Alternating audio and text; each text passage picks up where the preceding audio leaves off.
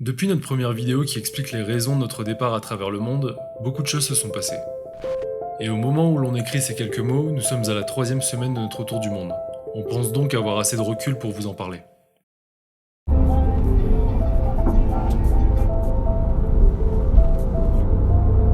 C'est vrai qu'on aura besoin de plusieurs jours pour s'acclimater et comprendre que notre rêve était vraiment en train de se réaliser. Maintenant, on prend notre temps, on cherche une certaine routine, on voyage à l'instinct sans trop se prendre la tête. On reprend tout à zéro et on essaye de vivre au rythme des locaux.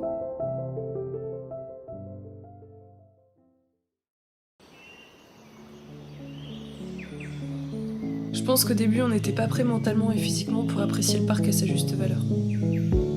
Entre la chaleur et l'humidité, on a un peu galéré, mais ça restera quand même la première grosse claque visuelle qu'on a pris en Colombie. Ici, tu perds tous tes repères, car c'est la nature qui vient en maître. On se sent complètement avalé par son atmosphère, pendant que le bruit des animaux retentit de tous les côtés.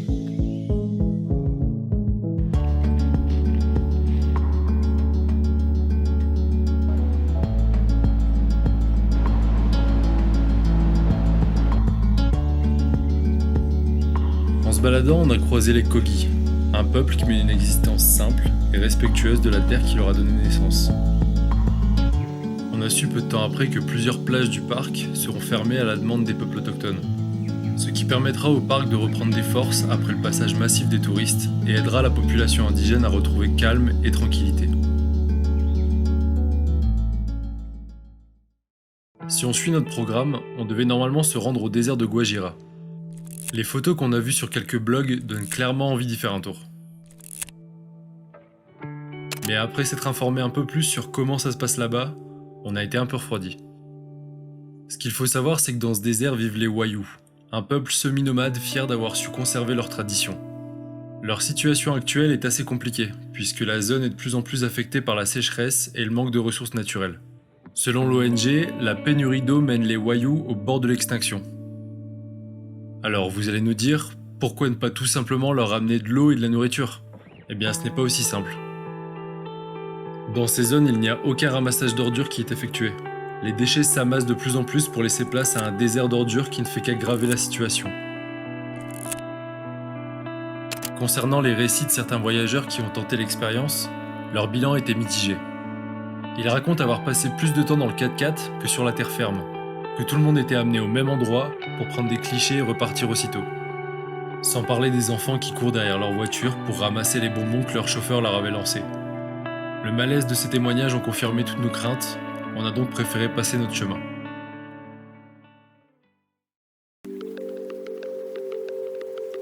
On change complètement de décor et on retrouve un rythme beaucoup plus citadin.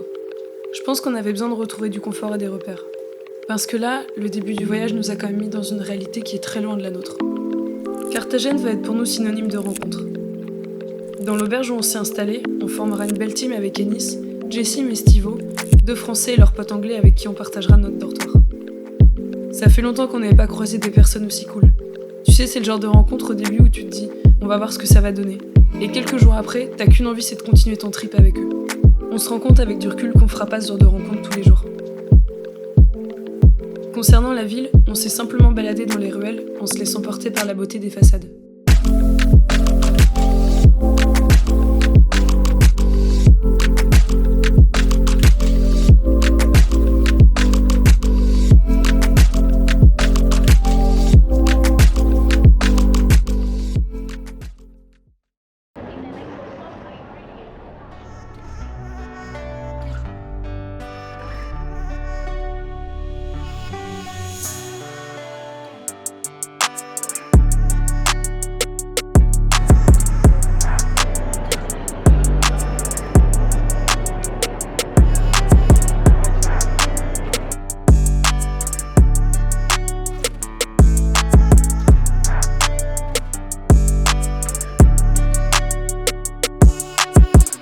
On ne peut bien sûr pas vous parler de Medellín sans évoquer la Comuna 13. Sans y passer des plombes, l'histoire de la Comuna 13 c'est surtout l'un des quartiers les plus pauvres et les plus dangereux de la Colombie. En se baladant dans ces ruelles, on a encore du mal à croire qu'autrefois régnait la violence et le chaos. Mais tout ça a bien changé, puisqu'elle est devenue avec le temps très célèbre pour ses graffitis pleins de sens et plein de messages cachés.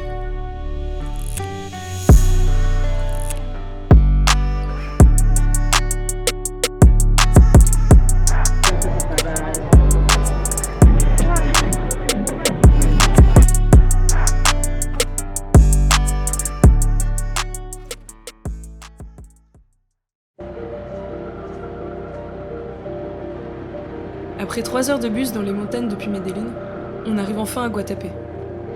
On prend direct un tuk-tuk pour rejoindre notre hôtel qui se situe un peu plus haut en dehors de la ville.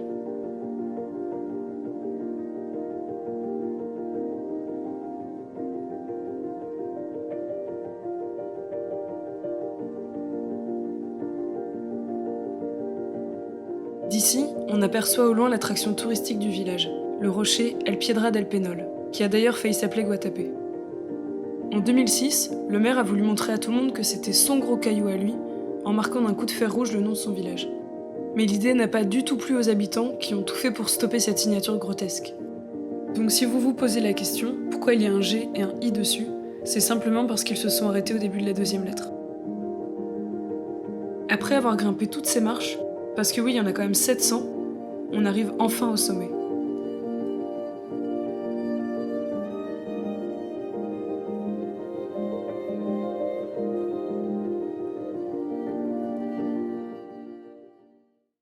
Le lendemain, on a loué un scooter à la journée pour partir en direction de San Rafael. On nous avait parlé de ces routes magnifiques qui bordent la montagne, mais tant que tu les vois pas de tes propres yeux, c'est assez difficile de te l'imaginer.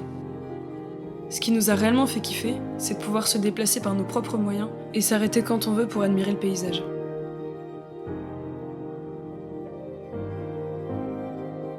On fera un arrêt en chemin pour aller se baigner près d'une petite cascade.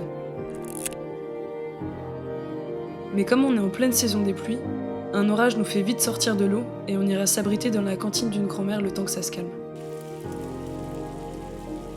On peut, comme partout en Colombie, deviner le menu les yeux fermés. C'est sans surprise qu'on mangera du riz, du poisson et des bananes plantains. La base de tout Colombien qui se respecte. C'est marrant comme une journée lambda peut se transformer en l'un de tes plus beaux souvenirs de voyage sans que tu t'y attendes.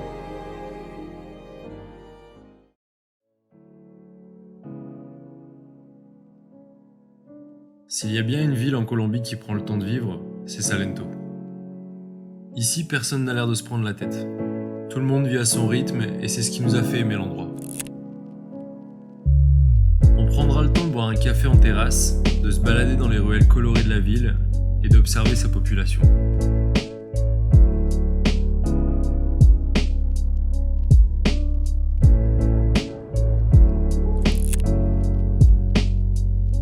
On passera aussi un peu de temps dans les salles de jeu où se retrouvent tous les vieux du village pour y jouer aux cartes. L'occasion pour Tina de s'initier au billard et de faire marrer quelques Colombiens au passage.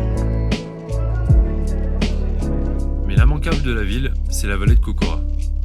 On se laissera donc une journée pour randonner entre les palmiers les plus hauts du monde et ces terrains montagneux qui l'entourent.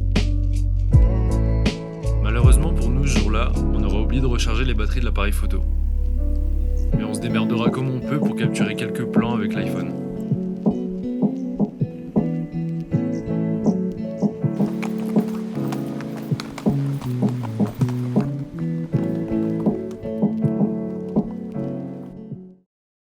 C'est le moment pour nous de faire le bilan de notre premier mois de voyage en tour du monde. C'est marrant parce que la première chose qui me vient en tête, c'est la façon dont on voyage. Au fur et à mesure, on commence à se créer une sorte de profil de voyageur. On arrive plus ou moins à cerner le genre d'ambiance qu'on aime dans les auberges, le style de voyageur avec qui on peut avoir des affinités, les lieux qui nous font nous sentir bien, et ceux où on aura beau se forcer, ça le fera jamais. En fait, même si tu te renseignes bien avant sur Booking, tant que t'as pas vu l'hôtel de tes propres yeux, tu sais pas sur quoi tu peux tomber. Au départ, on est parti en se demandant ce qui pouvait nous rendre heureux, et en pensant qu'on allait vite trouver des réponses. On se rend compte qu'on est plus dans une démarche introspective, et pas encore dans la recherche d'en apprendre des autres. Mais je pense que c'est une étape nécessaire pour avancer, et que ce genre d'approche viendra naturellement par la suite. Il y a toute une réflexion qui se met en place, qui est beaucoup plus subtile et fragile que ce qu'on avait pu imaginer avant de partir. Ce qui est déstabilisant, c'est que les petits trucs qui nous rendent heureux, du genre un bon repas, un moment en famille, une soirée entre potes, tout ça, ça fait plus partie de notre quotidien. Du coup, on s'est mis à chercher de nouvelles choses. Mais le plus marrant dans tout ça, c'est que les moments les plus forts qu'on a vécus, ils sont souvent arrivés au moment où on s'y attendait le moins. Avec du recul, on a conscience que la Colombie c'était un peu le pays test. Comme une sorte de joli brouillon dans lequel il y a encore des choses à corriger. Mais ce qui nous rend heureux dans ce voyage, c'est que tout ça ne fait que commencer.